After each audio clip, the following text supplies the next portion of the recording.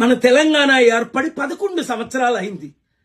4 కోట్ల ప్రజలకు కన్నీరు మాత్రమే మిగిలింది. వ్యాపారస్తులు నెత్తి కొట్టుకుంటున్నారు, బిజినెస్లన్నీ వెళ్ళిపోతున్నాయి, రియల్ ఎస్టేట్ పడిపోయింది, విద్యా వైద్యం కరువు అయిపోయింది. నీళ్లు, నిధులు, నియామకాలు అన్నారు. వేసవి కాలంలో 1 కోటి కుటుంబాలకు నీళ్లు అందించగలిగాయి గవర్నమెంట్. నిధులైతే వాళ్ళకు మాత్రమే 100 కోట్లు, 1000 కోట్లు, కొంతమందికి లక్షల కోట్లు.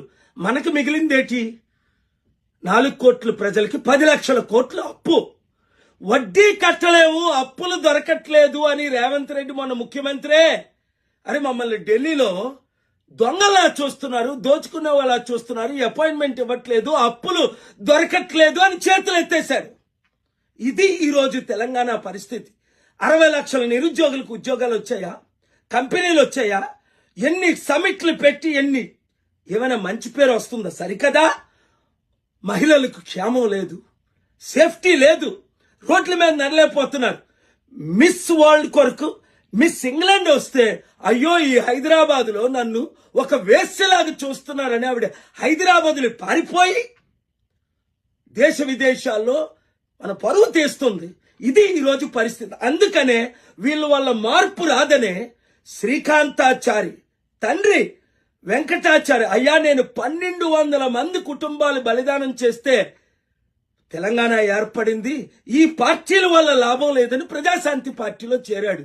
ఎంతమంది అన్ని పార్టీలు పిలిచినా వద్దు అని చెప్పి గద్దరన్న మన ప్రజాశాంతి పార్టీలో చేరాడు. ఎందుకు? మార్పు రావాలి, ఆ మార్పు మనమే తేవాలి, మనందరం కలిసి పనిచేస్తాను. వాళ్ళైతే కొట్టుకుంటున్నారు. 20 లక్షల వార్చి సరిపోదు, 200 కోట్ల రూపాయలు అపార్ట్మెంట్ దుబాయ్లో సరిపోదు, నాకు 100,000 కోట్లు కావాలి, అన్నకిచ్చిన ఆస్తి నాకు కూడా కావాలి. ఇది ఈరోజు తెలంగాణ పరిస్థితి. ఈ కుటుంబ పాలన వద్దు, ఈ కుల పాలన వద్దు, ఈ అవినీతి పాలన వద్దు, వారి పాలన మనకొద్దు. మన ప్రజలకు శాంతి రావాలంటే ప్రజాశాంతి పార్టీయే రావాలి, మన పార్టీయే రావాలి.